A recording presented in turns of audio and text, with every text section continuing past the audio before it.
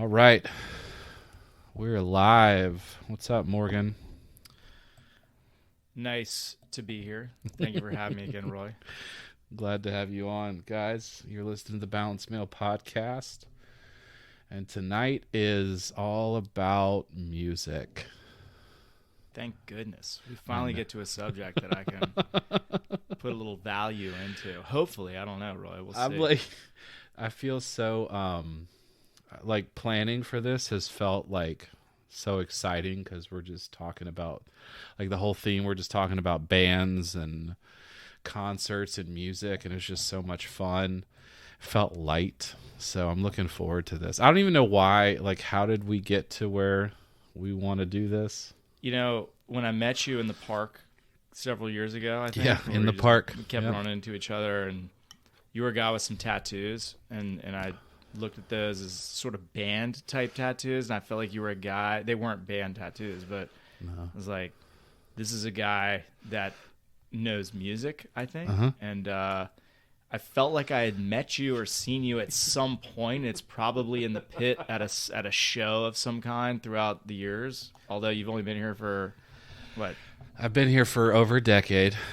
All right, but so more than likely, if you'd gone to any punk rock, any kind of show at the Norva or at, not Shakey's, Shaka's here, then you probably saw me there. And that's probably what happened. And we, I bumped into you the night of that show, Authority Zero, which is why you were there. I was there for Unwritten Law, which, by the way, Unwritten Law, if you're listening, it was not a great show, but hey, we had fun. Oh God, it was it. He had just gotten arrested in Florida a week or two before. We didn't even know if he was going to show up. So it was a weird vibe to go from Authority Zero to Unwritten Law. Unwritten Law is aggressive, but not Authority Zero aggressive. Authority Zero is almost like Pennywise kind of aggressive. Yeah. Pennywise, that's a great band to start with. Yeah, Pennywise. When I told some friends of mine that I was going to come have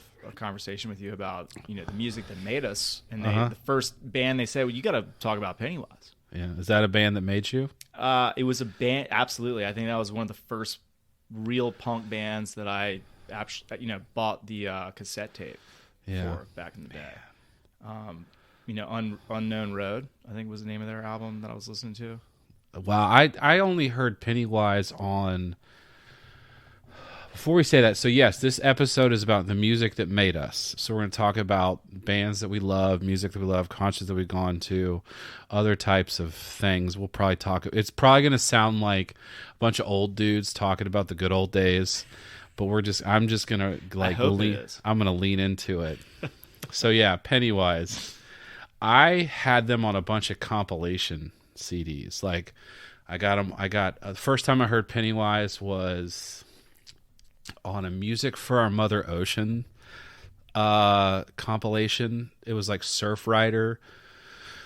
They put this out back in 96, 97, and it was Pennywise was on it, No Doubt, Sublime.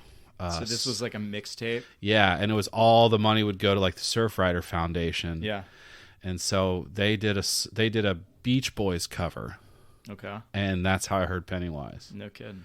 But I never got super into them. But I still respect the hell out of them. They're a band that's sort of stood the test of time. They're up there, in my opinion. I wouldn't hold them in the same regard as if you look at Social Distortion or you look at guys like that were around early 80s that actually put out good music in the future years. Because I would say to this day, Social Distortion is probably one of my favorite bands. Bad Religion is another one I'd throw in that mix.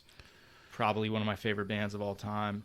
As a young kid in high school, growing up listening to that stuff, it's timeless to me, frankly. Yeah. And maybe our fathers would say the same about stuff that came out in the 60s and 70s, but... Isn't it weird to think that we're using Pennywise as timeless and our fathers would have...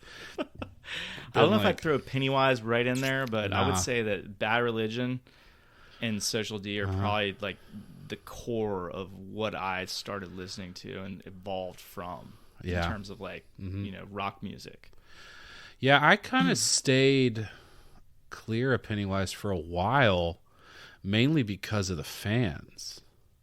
It felt very bro-ish to go to listen to Pennywise. Like the guys that I saw that listened to it kind of turned me off of Pennywise for a while, but then I was able to like listen to them like on my own, and I was like, I mean, yeah, this is pretty rad. Oh, I could get into this. And then I love when a band is still a band 20 years later. Like the guys are still in it. And most of the I think it's all the same guys.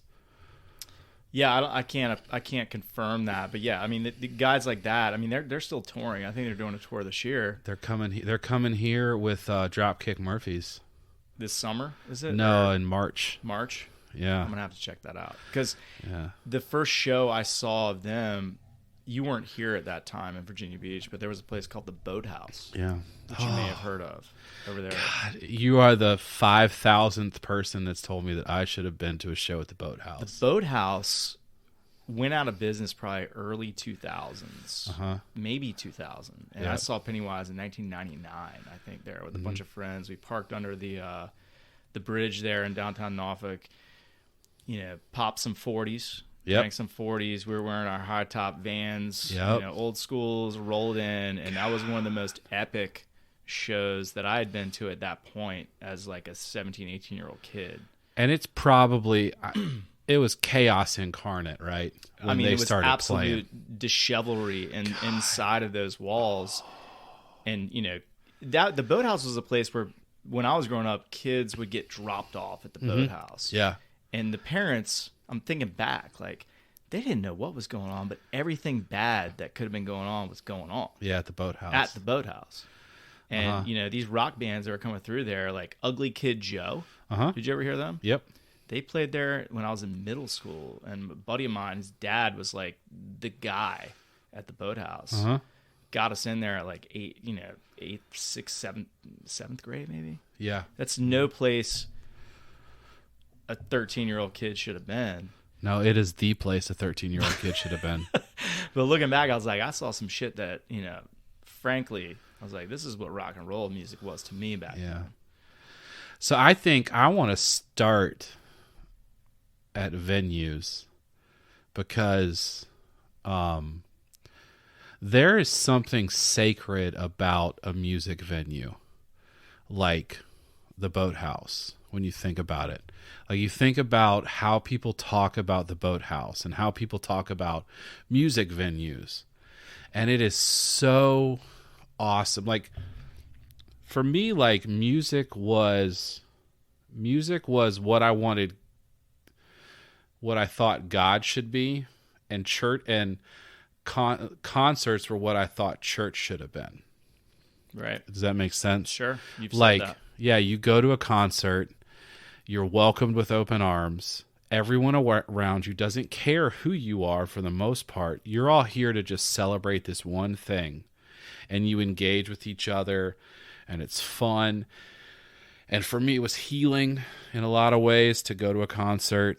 But like I felt that because I just went to, we were just in Colorado, and I went to Red Rocks. We got to tour that amphitheater. We didn't get a chance. I was going to ask you about that. Oh, my God. So Red Rocks Amphitheater is one of the most beautiful places I've ever been.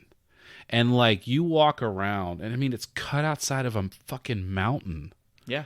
And like everyone that you can think of has played there. That's the Mecca, I would say. If you could name a better venue in the country, I don't know that. Man. I mean, besides Nashville, the Opry, stuff like that. But, if you look at genre, there's no genre. There's no. It's any band can play. Like Dave Matthews is a good example of that. Like at Red Rocks, I went to Red Rocks 7 years ago with Amanda.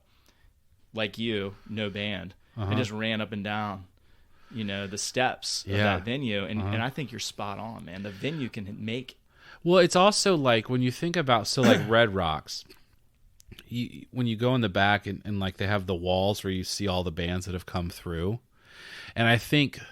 Did you get to see that, by the way? Did you, like, tour? Yeah, I toured the whole thing. I was just out in the... You can tour the whole thing. Yeah. Like, they have, like, this little museum in it where you can go, and there's all this, like, memorabilia. But you see, like, they have down a hallway every band that has played there since, like, 1910.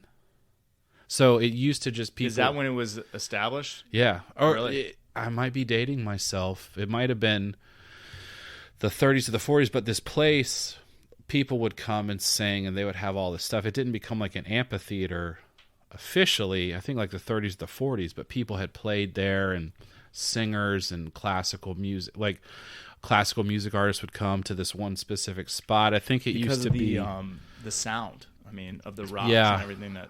It has something else that I don't know about, and I'm sorry for those of you that are gonna, if you hear this and like, you forgot about this part.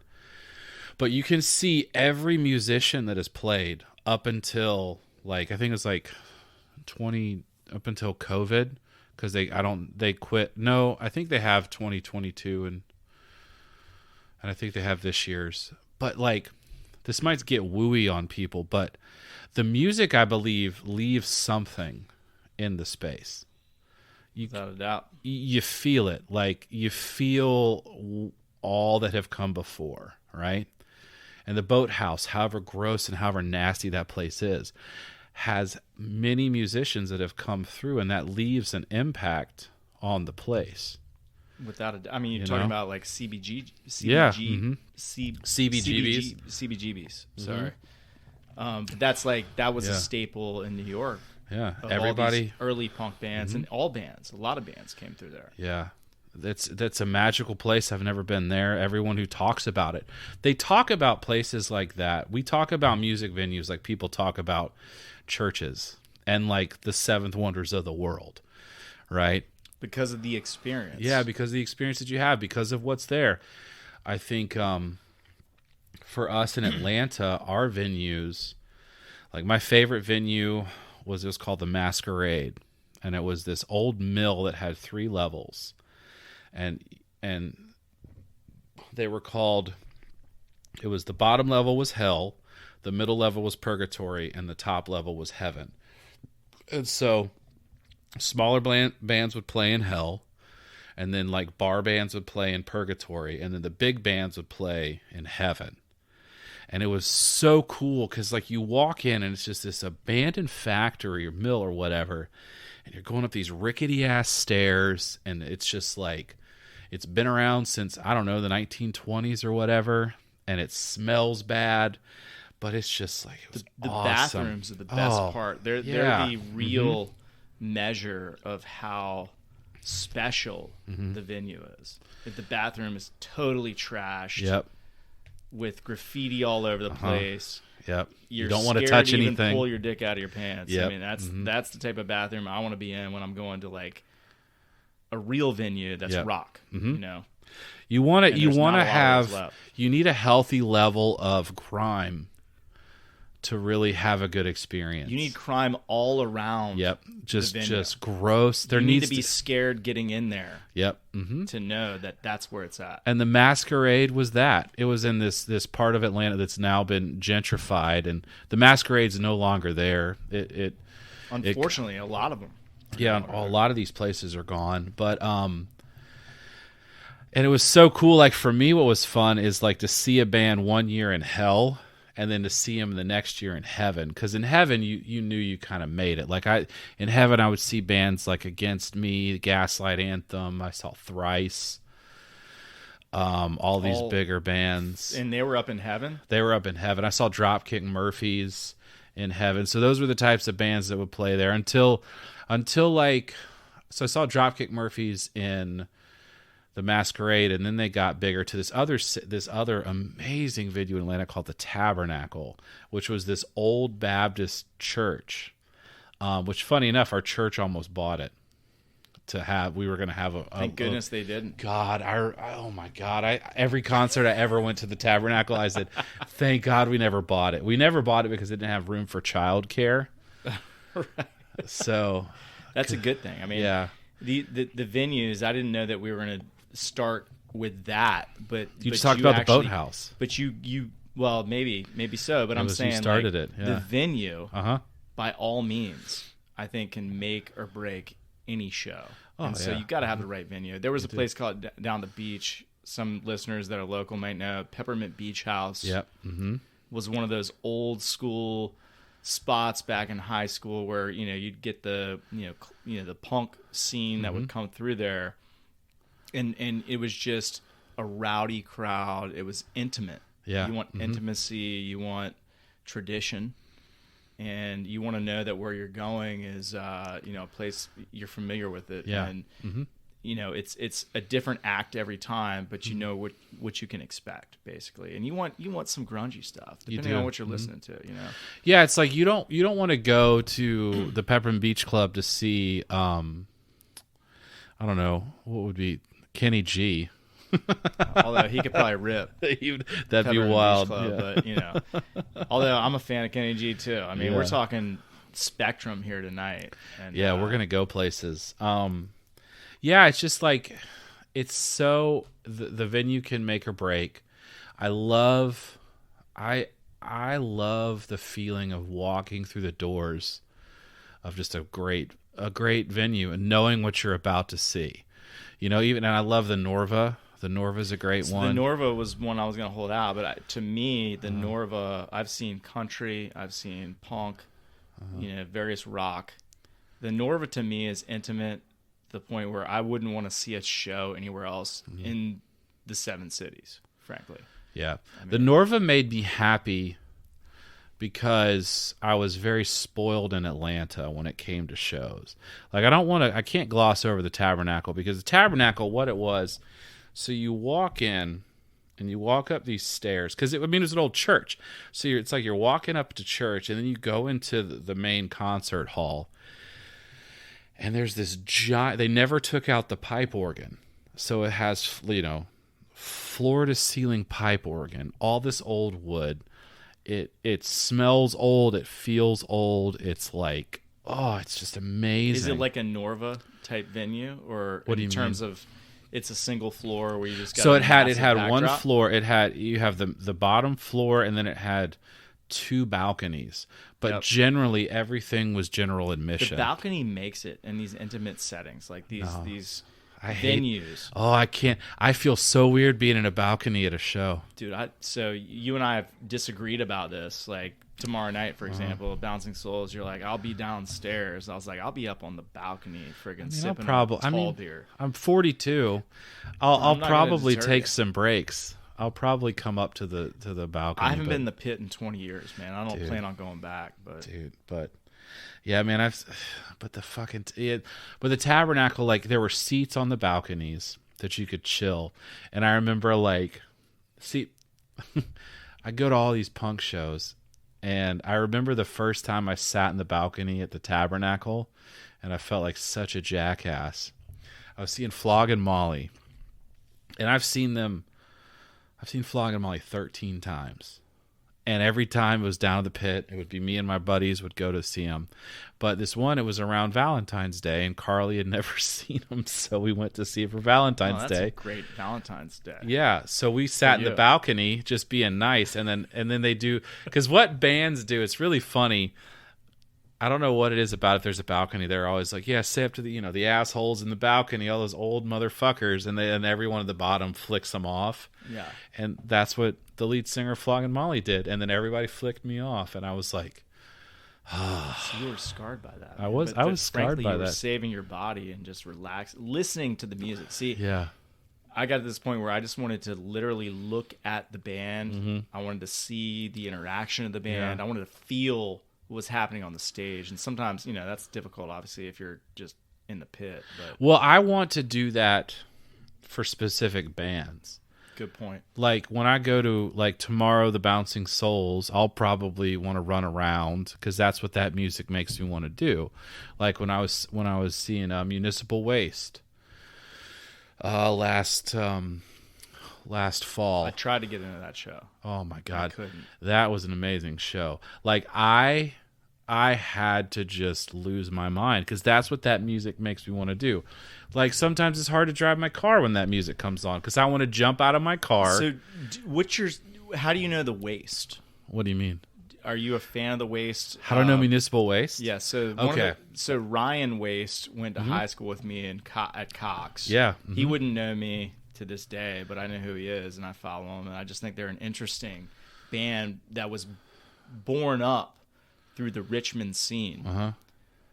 Back in late 90s, early 2000s, and those guys haven't really deterred from what they've done all along. Yeah. I know. I also know Andy Harris. Well, Andy Harris was a good friend. I'd say good friend. If he hears this, Andy, what's up?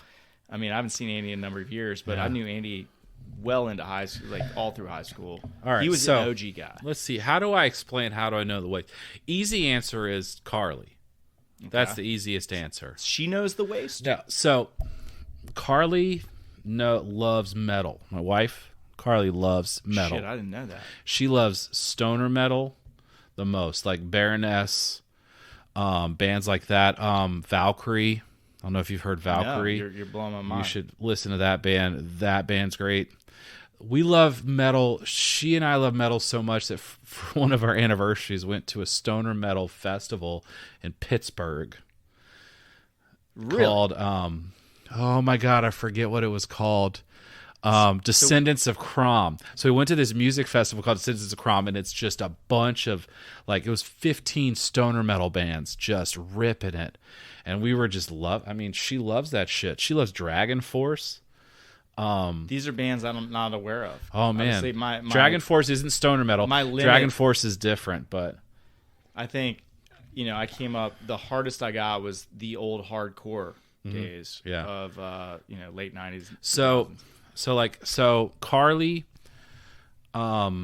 just listen to that type of music, and then she was friends with people at JMU that would have shows in the basement and all that stuff. So she knows people that knows people that would know the band. And so it was in 2012, I came up to Virginia Beach randomly for the weekend, and she was already living here.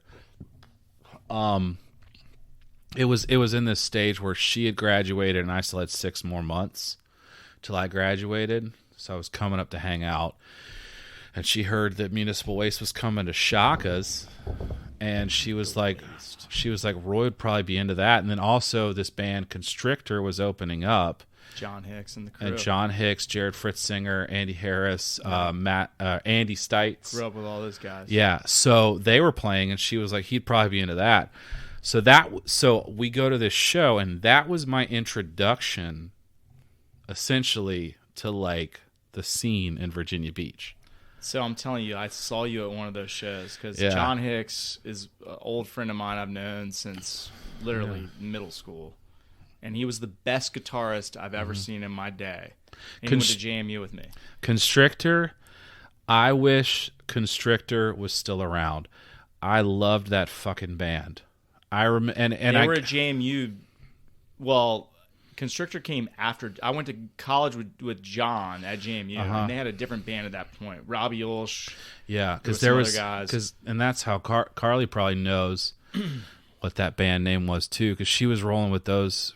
I think she lived across the street from a bunch of those guys at JMU. I don't know, but anyway, I loved Constrictor. I gave them the benefit of the doubt because they kind of knew Carly, but she had one of their CDs in her car when I first moved here, and I wore that out. I wish the Constrictor was still around. They were rad as fuck.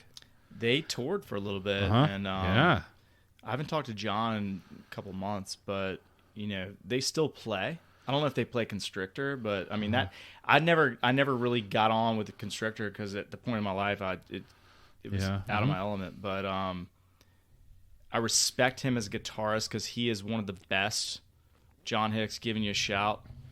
Guitarist. Yeah. He was playing Blink-182 in 8th grade up in Robbie Ulsh's bedroom with that song. I can't remember that song, but it was so technical. And he's friggin' up Carousel. And down. Carousel. Mm-hmm. He's playing Carousel, Yeah, playing at Carousel. 14 years old with long red hair. Uh-huh. I'm like, who is this guy? Yeah. And he became one of my good friends for a number of years, man. I mean, he's a legend, local guy. Yeah, and I was really good friends with Fritzinger, Jared Fritzinger, the drummer, for a while, and that's how I knew Andy Harris. Man, we're giving so many shout outs. If these guys even listen to this, but hopefully they do. I'll have to send it to them. I want Andy Harris to come on. But it was just, so that was my introduction. Constrictor. It was my introduction to Virginia Beach was Constrictor, the Wet Boys, and Municipal Waste. Your intro to VB or that music scene.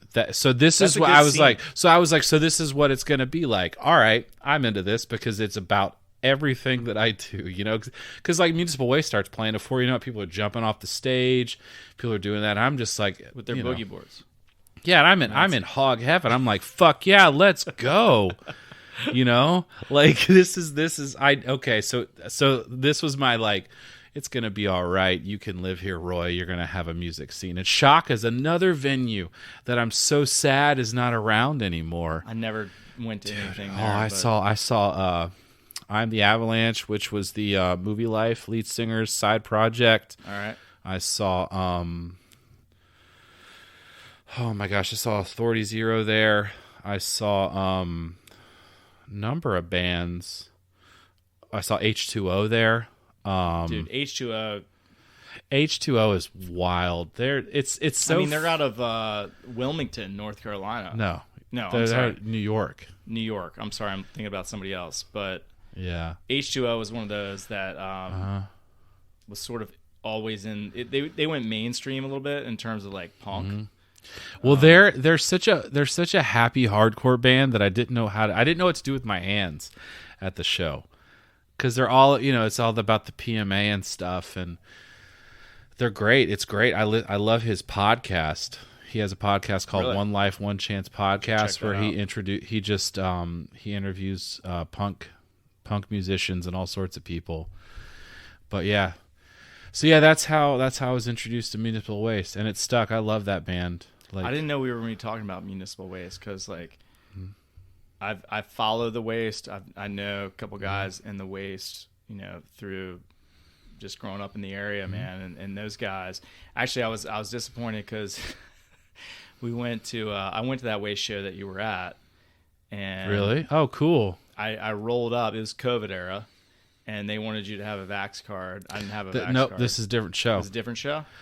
The one that you're thinking of was a while ago. This one that I'm talking about is Municipal Waste and High on Fire. They were supporting an act of High on Fire. Okay. And this was at the Elevation 27, which is the new venue. I was talking the Norva show. Yeah, that was a while ago. Yeah, Mm-hmm. I grabbed a guy's pass, didn't happen for me, and I got booted. So I went and had a nice dinner on Granby. So it was all good.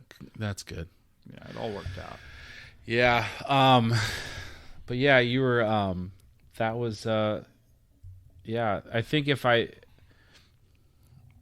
I just love finding music venues. I love going into them. I love the feeling. It's the same thing with like you go to movie theater. Like it's fun to go into movie theater, but being in the venue, it's like you feel all the bands that have come before, and you know what you're about to get into, and it's grimy, but it's also fun. It's hard for me to go to venues that I have to sit down at. Like going to a concert to sit down is weird to me. There's no sitting at any show as far as I'm concerned. Like, but you go to some places and it's like there's seats and you feel like you got to sit down, but then the music starts. Like when I go to the recently at the amphitheater, I went to see a Dashboard with Counting Crows.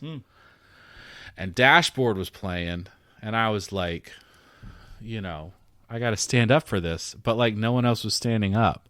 And then I feel like a jackass because I'm blocking someone, but he's belting out screaming infidelities, and I'm not going to sit for that shit. You got to stand. You got to stand, you got to scream about the infidelities, and you got to cry because that's what the music does. That's what they are. Yeah, that's what they are, right? I mean, my brother-in-law, Dashboard's his favorite band. Shout out to Danny Dressler. I want to get into Dashboard in a second, but I have kind of a specific way I want to talk about it, so we're going to come back to it. Please. But it's the same thing with like lawn seats. I can't stand going to the lawn and people putting out blankets, because what it does is it creates a territory that you feel is yours, right? And you're spreading out this blanket, and then people are trying to navigate through, and then someone bumps and you get frustrated. I don't know. That happens to me. No, if I'm going to a show nowadays, I'm sitting, or at least at a Norva, or at a, the amphitheater. I gotta have a seat. Really? I feel like maybe it's just age. I don't know, but I want to be able to like have my seat to be able to stand, sit, get good viewing. Yeah, I've gotten to that because I hated that feeling so much. Like the last show we went to at the amphitheater, I saw OAR with Dispatch, and we had 6th row seats.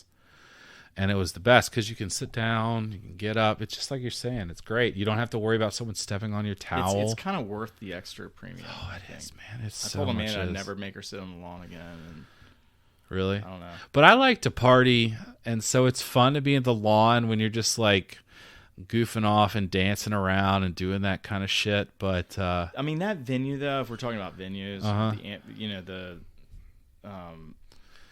down there at the it's at the amphitheater or whatever. Yeah. But if that's a different kind of venue, that's not intimate to me unless you're in the pit down at the bottom. So like you get big acts that come through there. Like I saw a country act recently at the Norva, and it's up and coming guys that I discovered sort of through doing Apple Music or whatever. It was one of the best shows I've seen country wise. And this kid was walking around. He was like, "It's my first tour I'm on," and I'm telling him, man, I'm like, this guy's he's gonna be good. And that's like the intimate setting, the scene. I'm up there sitting with Amanda on the balcony, listening to this kid who's 23 years old. Just rip it, man. What was his name? His name's Matt Schuster, which he's a softer kind of country, melodic kind of guy, great voice. And I'd be hard pressed to say this kid doesn't have. He's part of that whole like Morgan Wallen type country, new country kind of scene. That's a whole world I know nothing about. So I'm exploring that. I mean, when I married my wife, it was about country because we fell in love over like country music, which was very weird because it was never part of my life. So I became a country guy, sort of. Oh, wow. And that was interesting, being a rock guy, hardcore punk sort of born and raised. And country music for me related me to her being a Midwestern girl that liked country too. So I used to just shoot her various songs when I was learning about country music that made me think of her. It's kind of a in love type of genre. Yeah. A lot of times. It is. At the time I was. The closest. And I still am, by the way, if you're listening, Amanda. The closest I get to country is Sturgill Simpson, Tyler Childers. Well, those are phenomenal. I mean, I listen to those guys all the time too. That's a different kind of country. These pop country guys, like I'm talking about, like the Morgan Wallens and the Matt Schusters right now, it's more of like grab your chick and just friggin', if you're cruising to dinner, turn it on. That's a genre that I've tried and I can't get into. I'm glad you said that. Yeah. Because I like to be, I guess if we're thinking about music, I like what I gravitate towards. It's always authentic and it's like emotion. And I've heard, I mean, you can get that from anything. But like I've tried with like all of this country and it's hard. I don't know. It sounds like there's a lot of replay going on. You know what does it for me with the country is the accent rarely sounds authentic. True. So like with Tyler Childers and Sturgill Simpson, I hear just a natural drawl to their stuff. But there's a lot of guys that start singing and it's like they want to talk like or sing like this and they add it. And to me, that's like... It's pop. Yeah. I mean, it's pop. I mean, let's call it what it is. It's country pop. I mean, Morgan Wallen just won amounts of awards across the Billboard. And he's a country guy technically. Yeah, but Who's that? Is he the guy that just got canceled, or his voice came under fire? Like he had to cancel some shows because he was supposed to come here over the summer, and he was sold out. I thought he got in trouble for something, or maybe I'm thinking of something different. No, it's because he shaved his mullet. Is that what I was hearing? Everybody got mad he shaved his mullet. That could be, but I heard his voice broke, and he was doing so much touring for this last summer. This guy like sold out. He was doing double dates at every venue. Wow. Like selling out Fenway Park and things like that. And he was doing double dates? He was doing double dates all over the country. He's that popular? He just won. He's like the number one pop artist. I've never heard one. I've never heard one Morgan Wallen song. He was on SNL. He was on SNL. Probably back before he was huge. No, I think he hosted.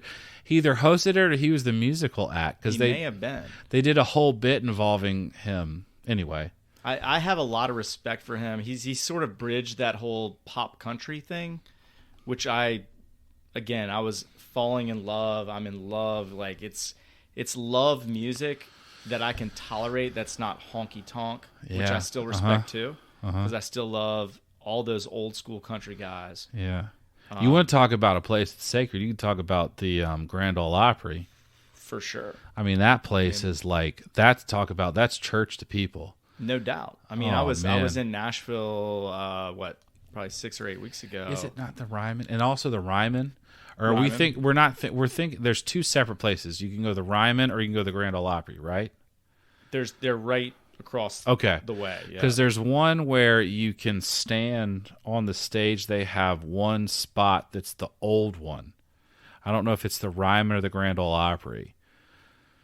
Because I don't want to fuck this up, but you're gonna. And I am, and I'm sorry. But I can respect, like, it's not a lot of country that I like, but I can respect the music and I can respect the sacredness of the place. Well, so that's what Nashville, Nashville is like the biggest upcoming city in the country. Yeah. You could argue. But, I mean, the strip there has always been. And the acts that are coming through now, having been there 6 or 8 weeks ago, like, you've got these bands playing on a Tuesday. And it's these women and men with amazing voices that are absolutely lighting it up, and there's nobody in the bar during the day. Frankly, I'll admit it. And you just hear phenomenal music talent. And I would say Nashville is one of the only places I could feel like I could go consistently and love it every friggin' time, no matter what you do. I don't care what genre you're into, but if you like music and you haven't been down to Nashville to sit in and listen to some shows, day or night, you're friggin' blowing it. If you're a fan of music, you haven't been to Nashville down on Broadway during the day, frankly, go to the day. That's where the people are coming in, the guys, gals that aren't, big acts yet, but these kids have thrown everything in. And these kids, I mean, I got to tell you, it was enlightening to say the least. That's cool. In terms of just appreciating good music. I think that's also the place that has the Bluebird Cafe. Yeah, for sure. It's right where and that's where the songwriters. Nashville, I think Nashville, besides like Austin, Texas, if we're getting into genre, but Austin's got a good scene too in terms of just Yeah, Bluebird Cafe is Nashville. Bluebird's hard to get into, but that's the place where like the actual songwriters of the songs will sing, and you can go and listen to them. Yep. And it's very intimate, and it's hard to get a seat there. All sorts of people. You had to reserve it like 3 months in advance. Yeah, I think it's the Grand Ole Opry has they have the little circle, and it's the old stage, but then you also have the Ryman, and the Ryman's like I mean these are all just classic, renowned. But venues. People have been playing there for 70, 80 years. It's back Hank to what you're Williams, saying, Red Rocks, and So, I just I can respect a place like that. In the history of that, it's the same thing with like the Apollo. You think about the Apollo; they have all the people that have been there. Carnegie Hall. I mean, you walk into these places, and it's like they've been there for however long they have, and so many people have just come through it. I mean, it's a beautiful thing. So that's what I mean about like that's why I just, you know, that was my church. You go there and you're getting something out of it, and you're usually leaving positive. You know, there was an Against Me show one time that I left with a giant black eye, but you must have been in the pit. Yeah, I was crowd surfing and somebody jumped up and elbowed me right in the eye. What city was that in? In Atlanta. I was at the Masquerade in Heaven. Oh my God, another great story, the Masquerade. So you've been a pursuer of, I mean, venues are important, but like hardcore rock, punk has kind of been your genre, would you say? Like throughout your music? It's been the constant. Yeah. I was going to talk about concerts, but yeah, it's been the one constant. Like, the first time I heard Metallica's Enter Sandman, I think I was 11 or 12, and hearing that sound and what could come from guitars and a voice and all that coming together, I was forever changed. I was sold.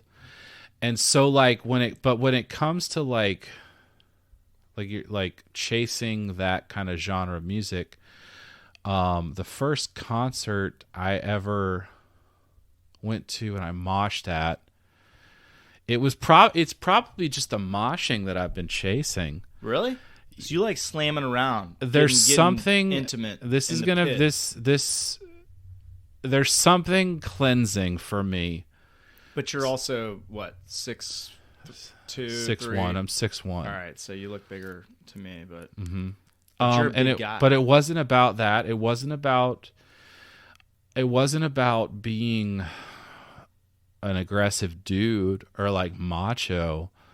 I can remember like there's always been this level of anger in my life from being a part of like parents not having much, being around people that had more than I did, not being cool enough, not being whatever, you know, fill in all the blanks. So there's been this level of anger. And then when I got thrown into this pit and just like pushing and shoving and you're fighting for your spot, there was something about it that I was able to release it. And then I left kind of happier. And so it was spiritual almost in a way. Yeah, it's just weird. Cleansing. Yeah. So I've been chasing that feeling. That's interesting, man. It is. Yeah. You know, I've been out of the pit for a lot of years because I just can't hang. But I can relate. I did the same thing, and I kind of stood away because I've had like 2 knee surgeries and all that shit. But like, I went to see Face to Face and Lagwagon at the Norva. Dude, let's talk about that show because were you there? I was there. Oh, that show! And like, I would say Face to Face was one of the best bands I ever saw. Besides Social D, they were at the Norva. They were a band that I wanted to see. Them and Lagwagon were like bands that I wanted to see, so I finally got the chance to. And I'm just gonna go to the show, whatever, I'll be right. But then Face to Face comes on, and I don't know what came over me, and I was just like, "Fuck it, dude, let's go." Face to Face was the anthem of my high school life. Dude, I love the music is so. But oh god, I love that band. I love the bass. The bass lines and all of their songs are so rad. They light it up, and like you know, you talk about nostalgia and feeling about certain things when you're there, and for me, like Face to Face was that band for me at least, where like my high school girlfriend at the time, like I dragged her there, and it was just like an unbelievable show, and it just sort of hit nostalgia on that level, and I feel like you take these pieces away from these experiences at these shows where it's nostalgic. Yeah. And you want to see that band again, and you pray that it'll be as good as it was the last time, you know? And well, I had never seen them, so I had no idea. But something came over me, and it was like, I was like, you need to do this. You need to go in. And so I was up at the front just running around, getting crazy. And it was funny because it was the first time that I realized that I'm older than everybody. Because I'm looking around and all of us are like, after the show is done, you're just like huffing and puffing, or after the song would be done, you're huffing and puffing a little bit, and like, okay, no, we're gonna be all right. But I don't know, I just lost it in there, and then that's when I was like, okay, I need to do this more. It's so you were an absolute feeler of the music, which dude, I love. When the music comes on, I think it's vibration now, and which goes back to venue. So if you have a good venue like the Norva, yeah, you feel the music. It's pumping through you. Yeah, and so like vibration is, I hope I don't lose anybody in this, but like, so music is literally just sound. So it's sound, and sound, the only way we have sound is to oxygen. So it's a vibration that travels through oxygen. And so we're feeling that when we're hearing when we're hearing music. And there's something about when I think the vibration is stronger when it's this aggressive distortion, heavy hitting on the drums, fast pace, you're feeling it. And it's just, there's something to it that I'm just like, oh God, I love it. And it just like gets me going. And I'm just running around. There's a lot of people I think that haven't experienced that. And those that haven't, I feel bad for them almost in a way, because I'm with you. Yeah. I want to feel the pump. Yeah. Like, especially I want certain songs to play. Mm-hmm.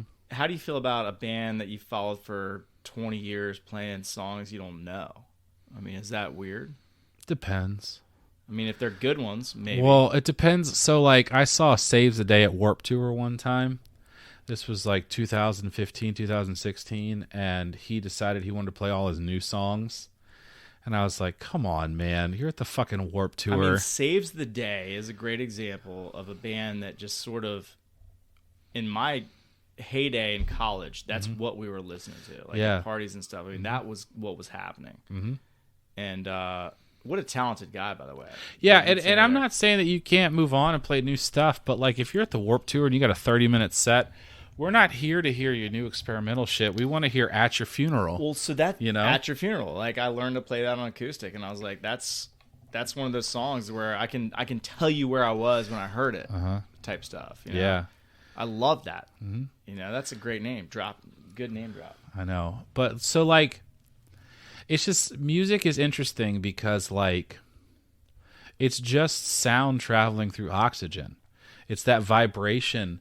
And it just is put together in a way that it tugs at your heart sometimes. It's interesting. Like if you play like a G chord, it's like a major. So a G major, it's like a happy note, right? But then you play a minor and it's sad and it's weird and it just affects you differently. And I think there's so much power in that. Do you think these artists, man? I always thought about this. Like Saves the Day is a good example with that song we just said. At Your Funeral. Uh-huh. You've got some sort of depressing chords being played. And once I didn't know the difference until I learned guitar, and I was like, "Wow, that's these guys are absolute."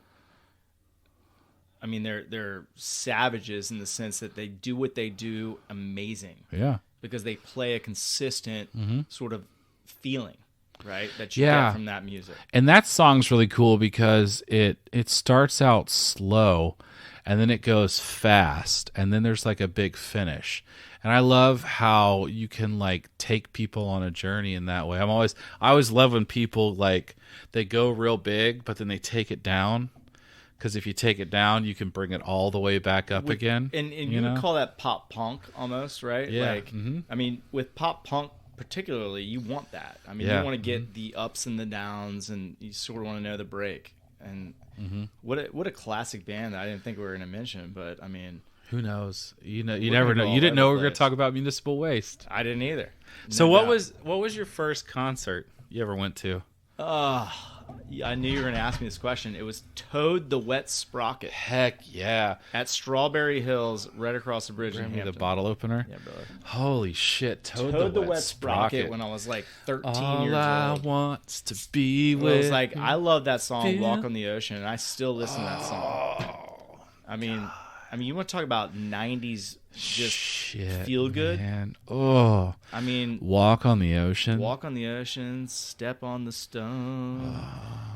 We spotted the ocean. Yeah, dude. I mean, to me, I was invited there with a buddy of mine whose older sister took us.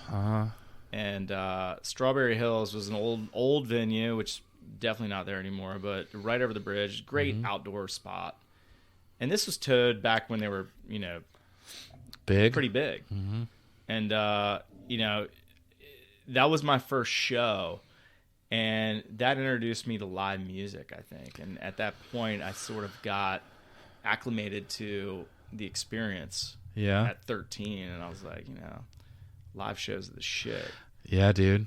And then aside from that, I couldn't tell you what I did after that. I was never a guy going to like any pop concerts with my parents or anything like that, because eventually, getting into high school, the punk scene just gripped me. And so I was like a Fat Records guy. I was listening to all that stuff. And anytime I didn't go to too many shows in high school, Pennywise, Taking It Back was one of the ones that, we saw live. But I think it was more so like that transition from high school to, 1999, 98, 99. I was big into hardcore, listening to a lot of hardcore in late 90s because of my friends. That was what the friend group was doing.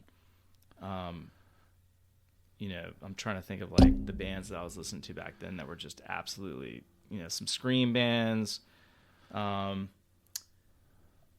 local guys that came out of here.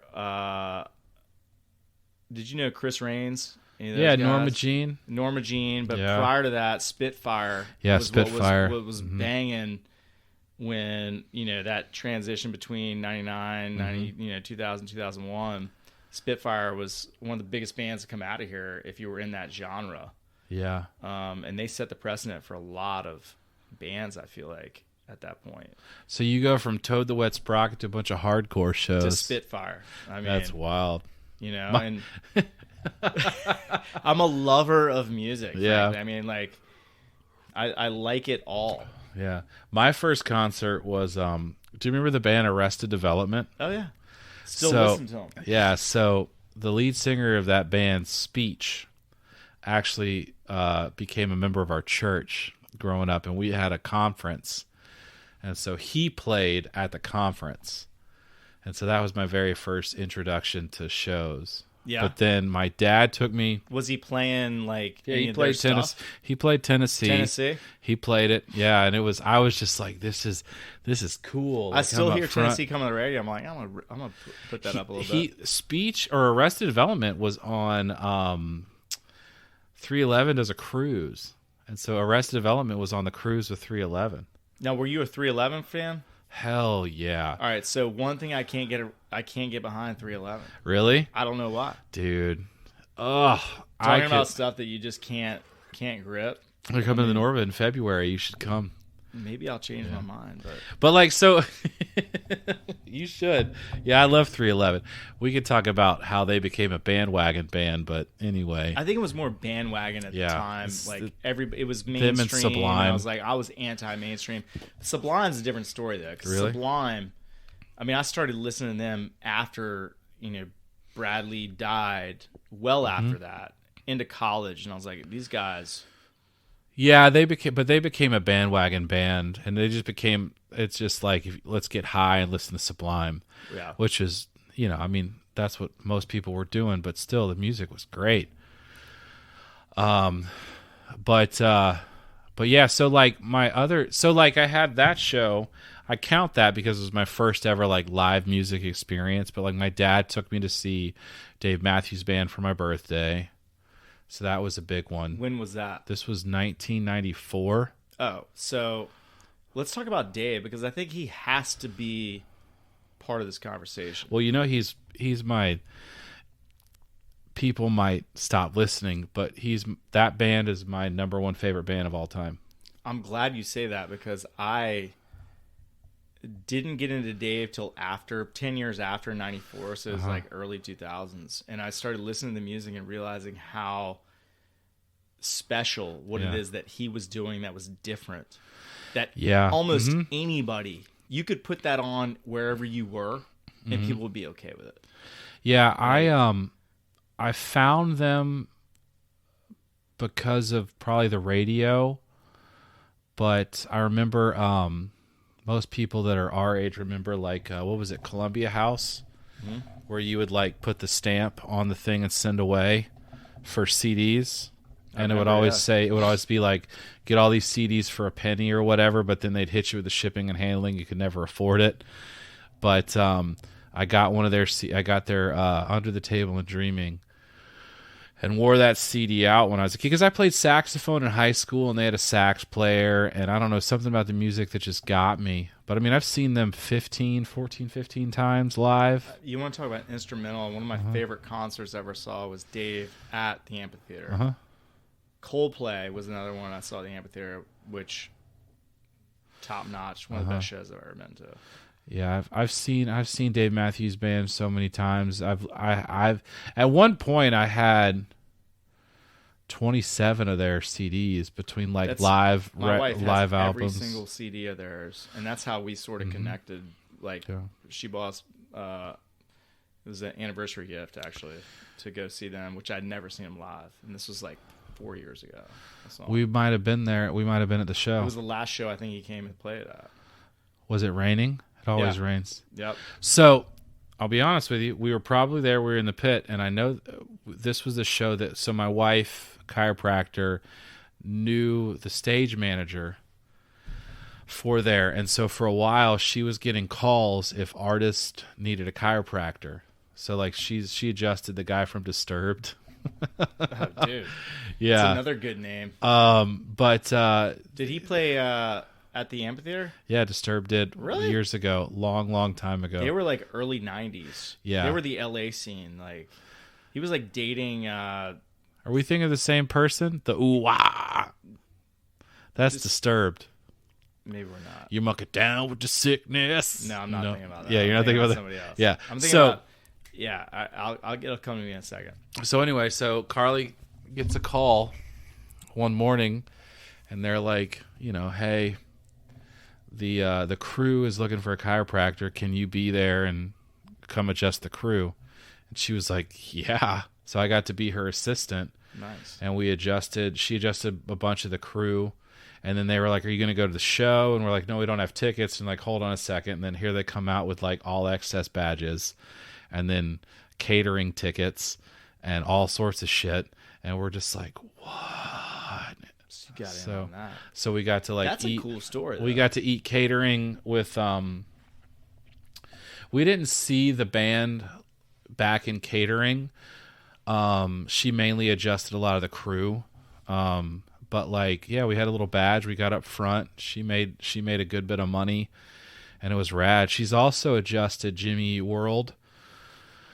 We got to go backstage. Classic. Yeah, that was actually at the National in Richmond, but that was because my old boss was their guitar tech.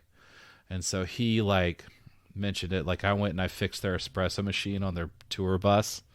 Dude, so you got these ends with these different acts, man. But Dave Matthews Band has been like, I mean, I honestly don't care who knows. Dave Matthews Band is rad, and I will always love them. I don't care what genre of music you like. Mm-hmm. If you can't find some sort of respect for what he's done to music, I mean, I've tried to play some of his stuff, dude. It's damn near impossible. I mean, the guy is a literal legend in terms of just playing guitar and singing. Well, what's great about the band, one, their musicality. They do so many good things. They've been touring together since the early 90s. 94. He's a Virginia guy actually, but he's from Charlotte. Well, he's from South Africa. Yeah. But Charlottesville back in the early 90s is where he got his start. And that's what was something that made people give them sort of a whatever like negativity, is because a lot of people that go to the shows are like polo shirts and sundresses. Yeah. Like frat guys and sorority girls. And so like when I would go to the show, I was usually in Jinko jeans and stuff, and I'd be like looking around like, whoa, this is weird. but the band would get on, and it was always a blast. And they're great musicians. They're probably the best musically talented band I've ever listened to, I feel like. And they're just jam band enough for me to get into. So that's the whole jam band. I mean, that's a whole nother genre. Can you relate at all? What do you mean? Who's your jam band? It's Dave Matthews. So, like, if there's jam bands that I'll listen to Dave Matthews Band, OAR, Dispatch. Those kind of bands are bands I think can get jammy. And so I have a hard time listening to Fish. I don't really mind them. I don't think they're bad. Background noise. It's just like I can't handle a song that's 35 minutes long. Like, I agree. And I think one thing, someone told me, like, the only way to like Fish is on drugs. And I was like, all right, I'm good. I'll probably never listen to them again. Well, I've heard that too. I've got friends that have been to like 185 Fish shows. There's another band called Goose. Oh, they're coming on the Jam. Yeah, they're going to the Hampton Coliseum this weekend. That's right. And I saw them 2 years ago in Oregon when I was out there snowboarding with some buddies. Just a random show in the throes of COVID, and it was shoulder to shoulder. We had no idea who this band was, and we jammed all night long. I've never been a jam band guy, and that sort of changed my mindset on jam bands. I mean, Amanda's sort of liked Fish as a background sort of music, and I've never really been able to get into it. So the jam band thing to me has always been sort of that I can't stomach it.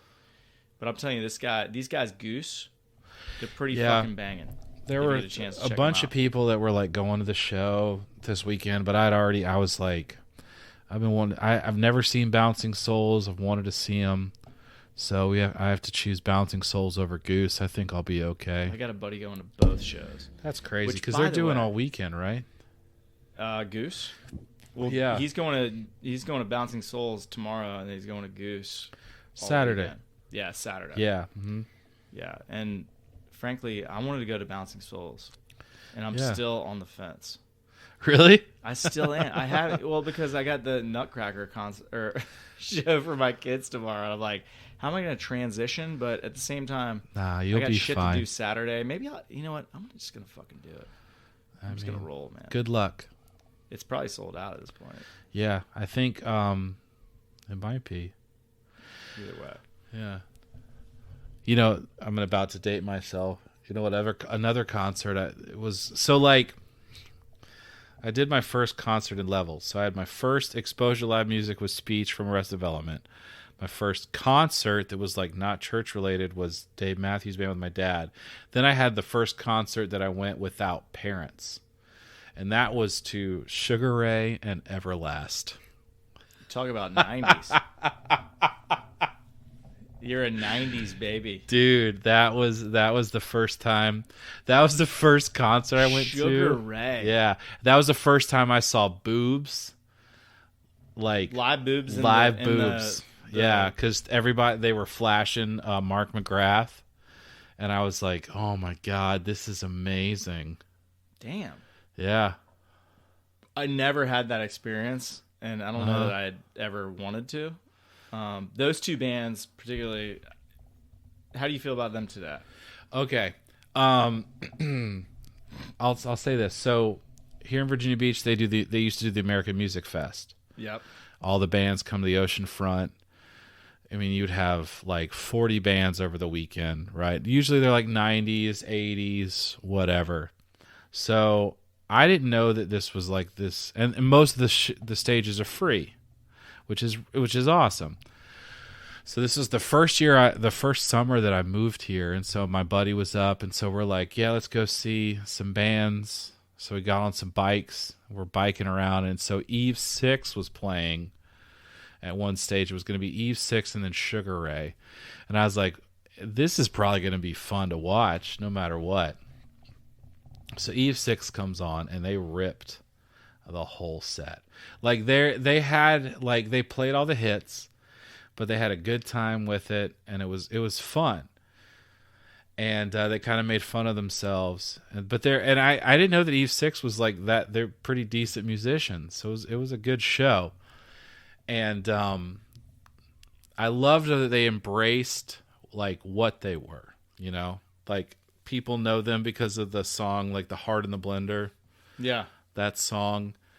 That's such mainstream stuff but so then we're like, all right, that was pretty cool. Like I didn't know Eve 6 was that fun. Right. All right, whatever. So Sugar Ray's probably going to be a blast. So then Sugar Ray comes out and it's literally just Mark McGrath and some musicians. And he's like, "What's up, guys? I'm Mark. This is Sugar Ray, and we're gonna play our brand new song, Summertime Lovin'." And they just get into it, and I was just like, "All right, this sucks," and we left. Dude, Sugar Ray, talk about like a kind of almost one and done type scenario. But I mean, that's the kind of music that's mainstream, and you're hearing it on the radio over and over and over. Yeah. Which I've never been a real fan of until I started listening to country music. Nah, man, Sugar Ray was okay back in the beginning. They just had that every morning song. I hated that song. I hated that song too. Yeah, they had a couple. They used to be called the Shrinky Dinks. That's the old school. Shrinky Dinks was this '80s art thing where you would get this like picture and you could color it, and it was like the big like a paper size. Then you would put it in the oven. And as it would heat, it would shrink. And that was their name? And so they took their name from that, but then they had to change their name. Their future. Yeah. Like, Shrinky I couldn't stand. You talk about stuff I can't get behind. I mean, I could never. Never get behind Sugar Ray. Pissed me off, man, for weird reasons. Yeah, I liked the song Fly, and then it was like a pretty slow descent. But what were some of your, like, do you have any favorite concerts? Reese, that you can like think of? Faves. So this is gonna go back to James Madison days, JMU. Like you know, I saw Strike Anywhere in my buddy's basement. Saw them at Shaka's. I saw him in a basement at JMU that my buddy's in my buddy's house back in probably 2001. That was epic. If you're just talking about like pure seeing an amazing act in a venue that's maybe not, it's low key, you know? And then I would say Hot Water. Oh, you saw Hot Water music? I saw at the National back in like 2003 maybe. Oh, I bet that show was when rad. In their heyday, dude. And that was one of the most epic, like, again, I look at Hot Water, I think about punk genre, rock music, and stuff like that, and I think about what they've done since, and like Chuck Reagan and that whole scene. He's kind of gone all over. For me, at the time, I didn't know it, but that sort of was like, that's my staple of what I like to hear, and then that sort of expanded into, you know, the genres that are coming out over the last, 10, 15 years of like, what would you call it? Are you talking about like his acoustic stuff with the Revival tour? Well, his acoustic stuff, but then I feel like Chuck's voice and his acoustics and what he did, I feel like it sort of spilled over into different, like Lucero, which was around before that, but. So that reminds, it's very like, you could probably put that in Americana, because you got like Lucero, you've got Jason Isbell, Tim Barry. Tim Barry he's a whole nother. God, that guy's. Have you ever seen Tim Barry? I haven't seen Tim Barry. Tim Barry live it's amazing. Well, it's like the singer-songwriter thing. Yeah, right? But it's Americana, but there's like a gruffness to the sound that a lot of punk guys do. Like, what's his name from Gaslight Anthem? Brian Fallon. Yep. He, like him. There's a guy, Dave House, who is from The Loved Ones. There's Dan Adriano from Alkaline Trio. So that's Alkaline was like the theme band of my whole college career. God, I love Alkaline. Everybody Trio. was listening to Alkaline. Then there's this guy, Frank Turner, who is on my top 10 artists of all time. He was in a hardcore band called the Million Dead over in England, and he got hooked up in like the singer-songwriter thing. who else has done? I mean, it's really interesting that like punk rock birthed this like singer-songwriter well guys. That's right, exactly. Like growing up in the 90s, it was like these punk music, punk bands, which you could maybe put back in the day with the early albums of Hot Water. And then you got Chuck Reagan kind of going off and doing, the Americana type genre. And it sort of evolved into what I started listening to, which was like the Luceros. And it almost became like a blend of, I wanted to say it was folky in a way that was overlapping that punk melody that I liked at the time. Well, there's a lot of pop punk that's very melodic, and it's easy to take some of their songs and to kind of put it acoustic. So you can see that these guys have. I love hearing an aggressive punk song. Like, My Boys, perfect example. Taking it back to Social Distortion. Reach for the Sky. There's a YouTube video of them playing that song, and I get chills every single time I watch that video, dude. Yeah, and my boys love it, and it's just it hits everything. Yeah. So Social Distortion, I would say. I mean, you haven't asked me the question, but I would say that's probably one of my, if not my favorite band, with all the music and all the songs that they did that were just sort of hits in my own mind. Yeah. Social D, how much they bled into what the bands like we're talking about ended up doing. I mean, you look at like his voice in Social D, it's absolutely, it does something to me. I mean, not everybody, but I saw Social Distortion with Lucero and Frank Turner. Dude, that would have been one of my favorite shows I've ever seen of all time. Yeah, they played at the Tabernacle.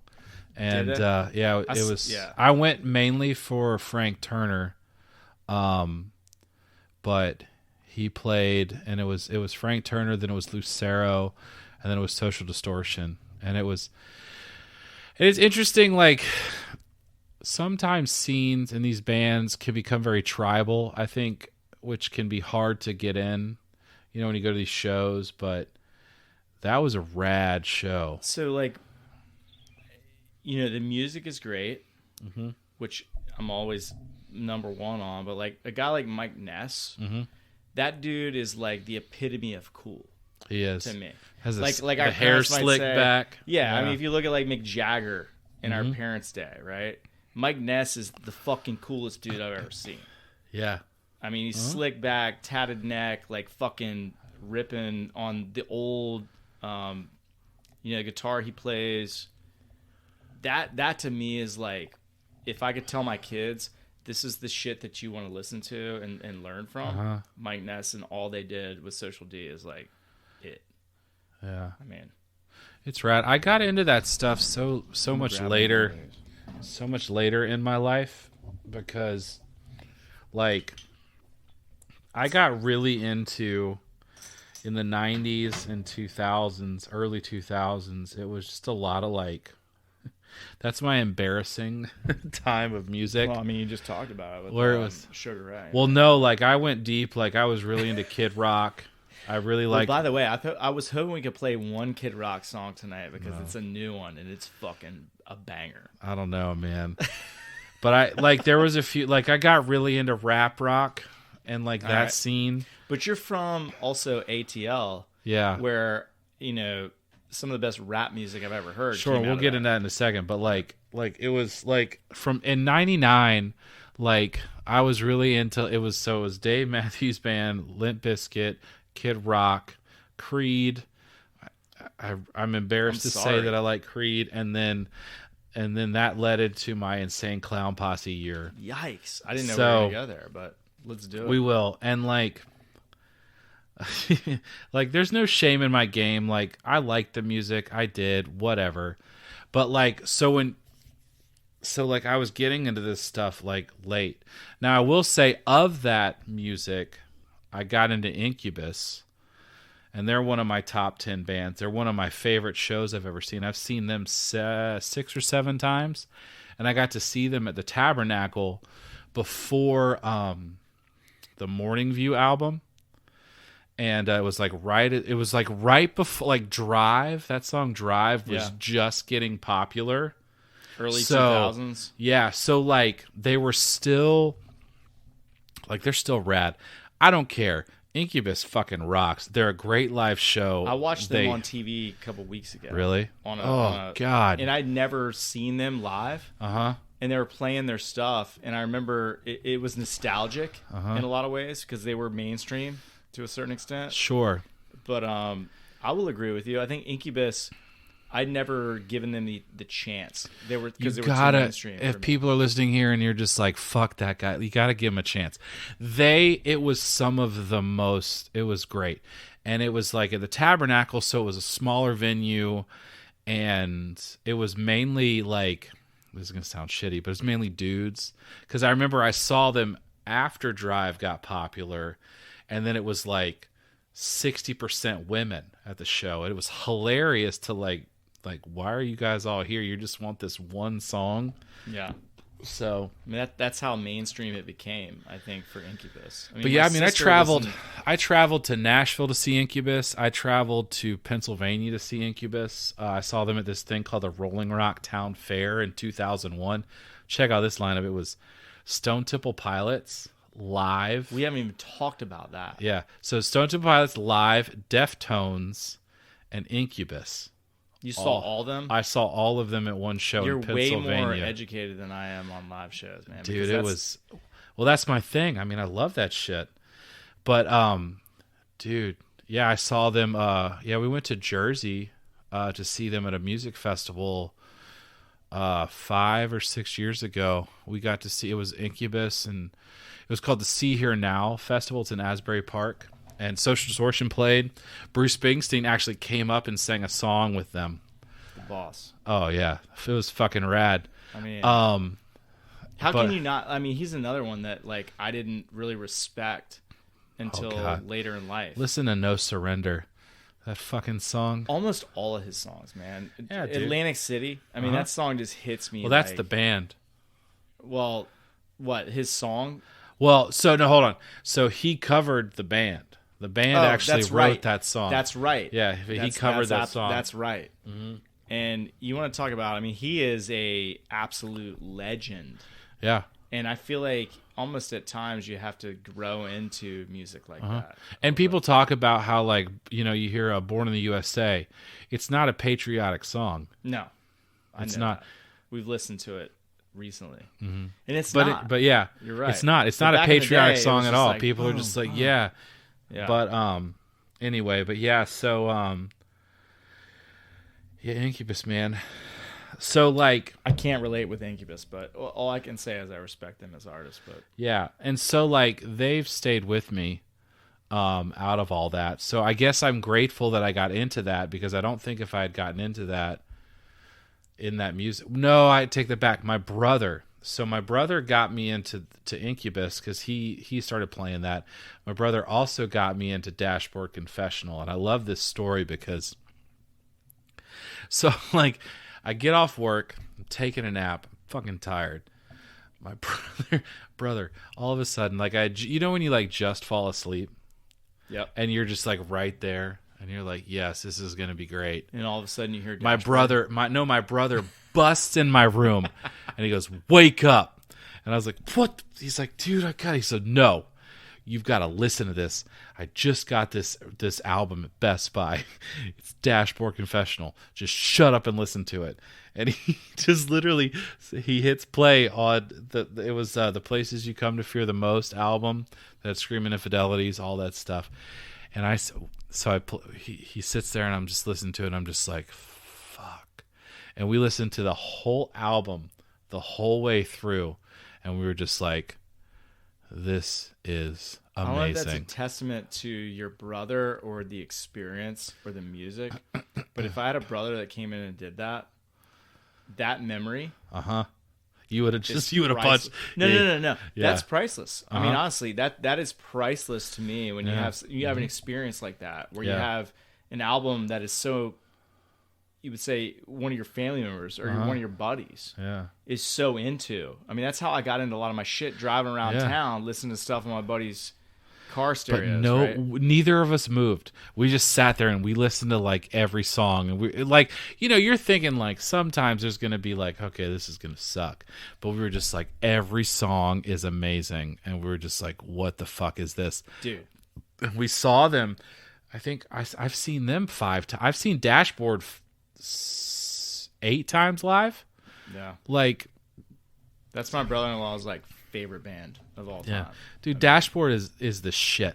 I don't care. It's emotional, and you know you kind of want to cry when you listen to it, but I don't care, man. Don't be accused. I mean, it's just it brings out that sort of yeah.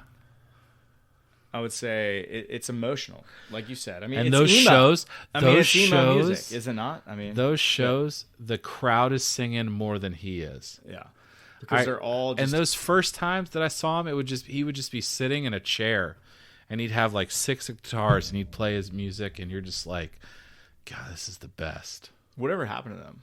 They're still around, still cruising. Well, I mean, it's him. I mean, Dashboard Vegetal's him. It was weird when he got electric. He play. It's kind of weird to hear some of the songs now because it's kind of like a lot of electric guitars, but it's still pretty good. On that same note, when you can talk about an experience where somebody came in your room and was like, "You gotta listen to this." For me, it was the Chronic 2000.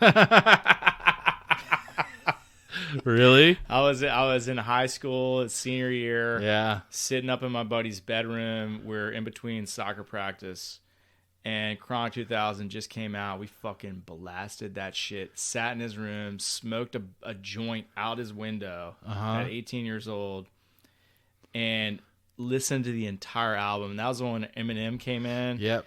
And it was the most epic thing at the time for me. And that was our soundtrack. That whole year of our life. Just like, the Chronic 2000. Chronic 2000, man. Mm-hmm. Driving around town, it's Chronic 2000. Man. Yeah. I would driving around Atlanta for me and my brother too. It was Outkast. That was our Outkast group. Was so underrated up here. Uh-huh. I went to a concert at the amphitheater, and we went to go see Outkast opened up for what's her name? It was a female. I can't remember her name now, but I took my girlfriend at the time to go see that show. But we skipped Outkast to go see Lauryn Hill. It was Lauryn Hill. Really? You skipped Outkast? I skipped Outkast to go see Lauryn Hill. Like, we showed up late because I was like, Outkast. Psh. And looking back, I'm like, that was the biggest failure I'd had going to a show. I remember because that's on. So like, I have this list of like songs I remember where I was when I heard it, and the song "Elevators" by Outkast. Yeah. I actually played that for my kid today. He was like, "What's this song?" But like, I was in the basement of some dude's house, and we were like waiting for church. We were having like a devotional at this guy's house, and so this kid had just gotten the CD, and he played that song. This me and you. Rolling up, slamming Cadillac doors. And it was like, it was so, there's something about Outkast that I loved because it's almost like it was just weird enough. Well, they were different types. They were a different sort of rap group. Yeah, they were. Could say like it was the first sort of the southern rap before they got were real shitty. So it was like you had Outkast, and then you had oh my God, it's good. This other rap group is gonna. You had Juvenile, like no, Juvenile's not from Atlanta, right? Juvenile's from New Orleans. You're talking about Atlanta. See, oh my God, it's gonna drive me crazy. I've got to Google that. Outkast is one of the best hip hop groups to ever grace the earth. So the other rap group I'm talking about is that CeeLo was in. Oh, I know what you're talking about. You know what I'm talking about? I do. It's on the CeeLo came out of Atlanta too, right? Like, yeah, he did. Yeah, he was in Atlanta was like Goody Mob. So it was Outkast and it was Goody Mob.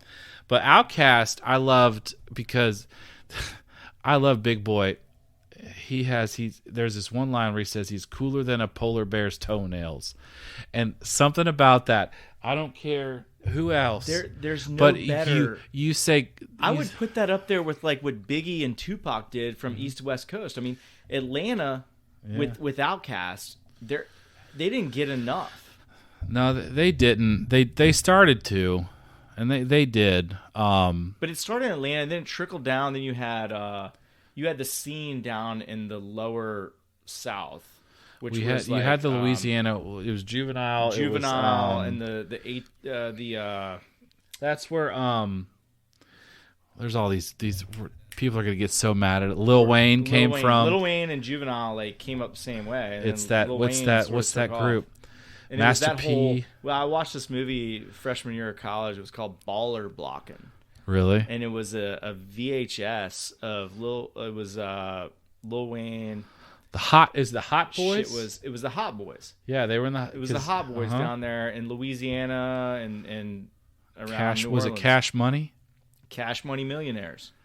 Was that the record label? I don't know what they were called. Because there's the Birdman. I don't know Birdman. Because you had Master P and No Limit, and then you had these other guys. Oh my God, people are gonna punch me, crucify us for trying to talk about this right now. But anyway, that was what I was listening to in college. I mean, it was Lil Wayne and Juvenile and that sort of southern deep South scene took over in the rap because Atlanta was like coming up after you could argue Biggie and all those guys in New York that didn't really die as much. Like, I mean, you had plenty of good groups that came out of there. Like, I mean, in the late 90s. People are going to get so bad. They're going to be like, guys, here's what you want to say. Yeah. You can't say it. But I feel like it just trickled down to Atlanta and then it shot down into the dirty South. Yeah, but it just was like Outkast did things that I don't know. I loved the weirdness. I loved the little. It was always just kind of this like slower vibe, this like chiller vibe. There's this song that they do synthesizer. Dude, the instrumental, man. George Clinton guest stars on that one. Dude, I want to listen to that shit now. That's how good it is. I want to listen to it forever. I know. You just put it on and you just cruise. I remember my brother's shitty Honda Accord, and we would just listen to Outkast. It was good times. I got mad love for the Outkast. Yeah. I want to talk about how we used to listen to music. Like, it's so different now how you get music, listen to music, experience music than like what we had, Sure. Because, like, we had the tapes, we had the CDs, and I miss that because, like, it was fun to get. You would get the CD or the tape and it would have the insert, and then sometimes sometimes you get the jewel case. You remember getting the jewel case? It'd be like a different color of the CD. No. Or like you would get. I remember getting. There was one tape I had. And it was like red, and I thought that was awesome. Oh, yeah. I know what you're saying. You know what I mean? But then, like, with the CDs, you would get, like, the case, and it'd be, like, a different color. Yep. Yep. God, that was so... do you remember walking into, like... I remember being, 9, 10 years old, going into... It wasn't Sam Goody, but it was similar here locally. I don't know. See, in Atlanta, we had Media Play. We had, we did have a Sam Goody.